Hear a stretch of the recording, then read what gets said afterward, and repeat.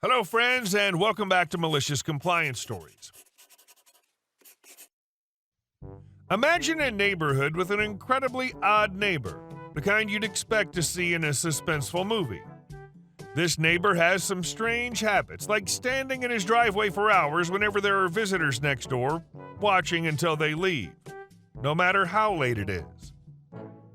But before we dive in, make sure to hit that subscribe button, smash the like if you enjoy the content, and ring that notification bell so you never miss a juicy story. Freak neighbor. We have an extremely weird neighbor living right next door to us in our neighborhood. Whenever we have guests over, he'll come outside of his house and stand in his driveway until they leave, no matter how late they're here. On past occasions, he stood outside of his house for 4 to 5 hours straight until 1 a.m. waiting for people to leave. We've tried to talk to him about why he does this and assess whether or not there's a problem, which we'll be happy to resolve. But whenever we try to talk to him, he will not respond. He either 1, stares at us blankly, 2, pretends to be on a phone call, or 3, hides behind his car, and in all cases will not talk to us. I've only talked to him once, and that was when I approached him in his driveway and got right next to him so he couldn't ignore me, which I will not be doing again due to fear of being near him on his property. He was rather rude and gave me a weird name when he introduced himself, which we're pretty sure is a fake name. I told him to text or call me if there are any issues and gave him my number, which he wrote down in the Notes app on his phone instead of his contacts. But he has never once contacted me, although he continues his suspicious behavior every time we have anyone over. When we're in our backyard, he'll also occasionally take pictures of us in our yard, which we recently found out he's been reporting to the HOA. We live in a residential neighborhood, so we try to be very cognizant of keeping the volume down, but even when we are extremely quiet outside, he'll take pictures of us and report them. I don't think the HOA really cares since we aren't doing anything wrong, but it's really aggravating how he takes pictures of us just existing in our own yard to try and get us in trouble. On top of these strange and passively hostile behaviors aimed at us, he also seems to live a lifestyle of, for lack of better phrasing, an absolute freak. Here are a few of the qualities that we've observed from living next to him for 2 years. We have never once actually seen him besides the times he seemingly spawns in his driveway to stand like an NPC for hours, doing nothing but waiting for our guests to leave.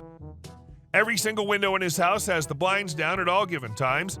The only time we've ever seen a single window exposed to the outside world is when he rolls up the blinds on his back window for 5 seconds to take pictures of us. He used to have 2 identical cars that were parked in his driveway less than an inch apart from each other. The 2 identical cars were practically touching. The side mirrors on both cars had to be folded inward for the vehicles to not be colliding. This wasn't due to limited space in his driveway, as they were quite small cars and there was a large amount of extra space to not have to park them like that. Neither car ever left the driveway. About 3 to 4 months ago, one of them mysteriously disappeared and has not been seen since. He now only has one of the cars and it's never once left the driveway. We've never seen any other cars at his house a single time. His garbage has never once been put out on garbage day. He's the only person in the neighborhood directory to not list a phone number or email address. We recently found out his email address, not from him, but from our HOA accidentally sending the neighborhood everyone's email addresses. The neighborhood directory already gave us everyone's besides his. I won't say his exact email for obvious reasons, but it mirrors that of a customer support email address, i.e. support@gmail.com. We're assuming he made this his email so that it's not linked to his name, and it's as hard as possible for anyone to find or contact him. This behavior has raised a ton of questions. What's his job? How does he get food and other basic needs since he presumably never leaves his house and never has anything delivered to his house? What does he do with his garbage? What happened to his second car? And why did he have 2 of the exact same car, neither of which he ever drove? Why does he care so much when we have people over, and why won't he talk to us so we can come to a resolution? I'd get some well-placed Wi-Fi security cams and get plenty of evidence of his harassment standing in his driveway until those visiting leave, staring, taking pictures. If you want to return the favor of his constant reporting, report him for not getting his garbage out at the designated HOA time, if they have a rule. The rest is just unanswered questions I wouldn't bother wasting your time trying to answer. And our second story. Joe and the flexible working application. I used to work in an organization that employed around 6,500 people. It was a great place that did its best to value its employees. It had a really great flexible working scheme where they did their best to accommodate everyone's wishes, providing you had a legitimate reason for requesting that shift pattern as opposed to the one that applied for your department. I was a supervisor in a department of about 300 to 350 staff, providing 24/7 cover for customer contact. We get paid an additional 30% on top of our already decent salary for working this pattern. I had about 20 direct reports. One of those was a lad called Joe. According to his friends, Joe was a good mate. According to his family, a saint. But I was neither of those things. I was his boss. Joe was a bit of a jerk. Now, another of the team, let's call her Sandra, had recently been granted a flexible working scheme that allowed her to have every weekend off. She was the envy of the team because our shift pattern had us working 4 to 6 weekends. Enter Joe. Joe is a bit of a football fan, and by a bit, I mean I'm pretty sure he would sacrifice his firstborn to give his team a better shot at winning the league. Nothing wrong with having a passion, though, right? Joe and his family have apparently been season ticket holders for their club for many years. Now, Joe is fairly new to our department, but he's settling in. Performance-wise, he's a little below average. He requests every weekend off during the football season, but is denied.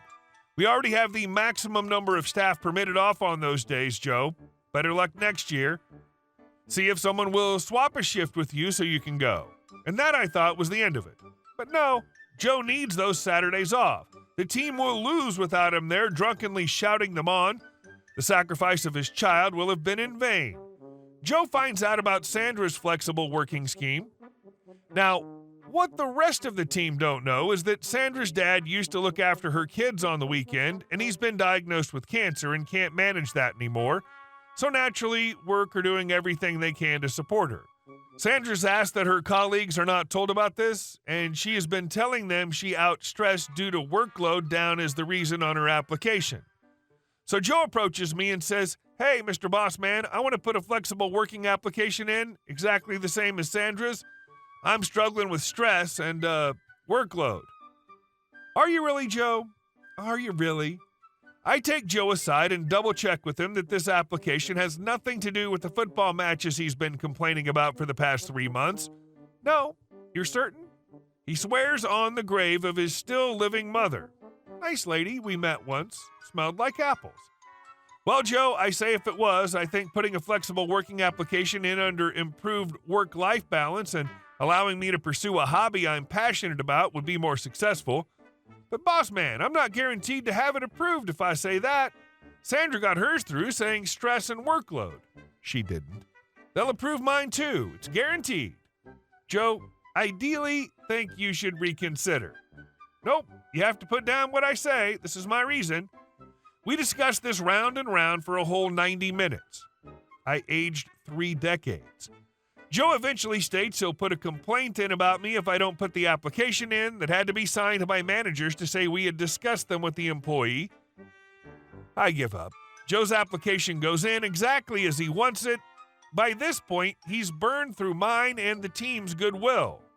But what Joe doesn't know is that I've supported staff who have genuinely been struggling before. I know what comes next. Joe gets a meeting with HR who refer him to a stress counselor to assess.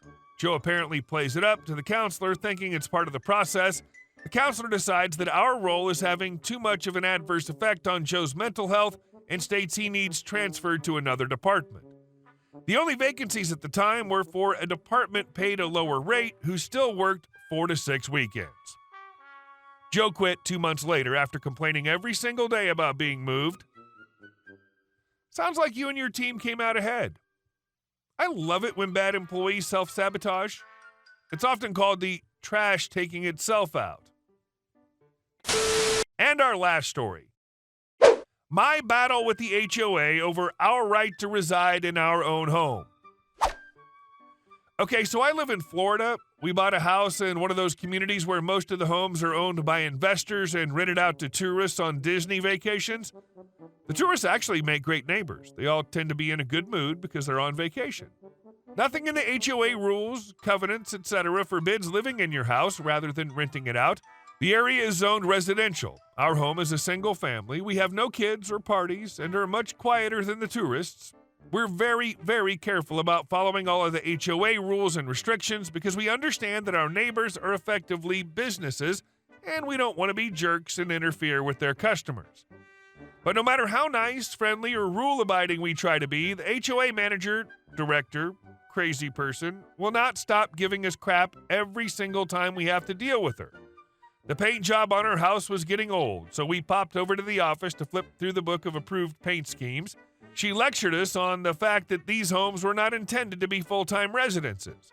We applied to put up a mailbox. Many of our neighbors, full-time and part-time, have them. She okayed the request in the end because the HOA explicitly allows mailboxes, but it took half a dozen back-and-forth discussions because, again, she wanted us to realize these homes are not intended to be lived in, and we should not expect proper residential benefits.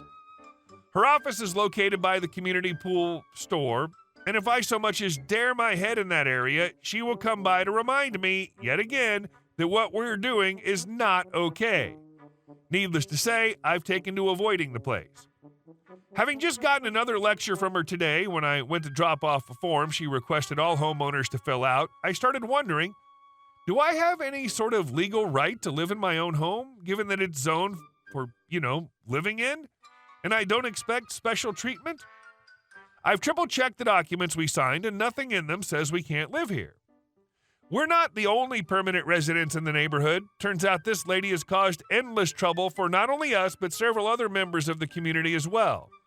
We had to have several conversations among the offended members.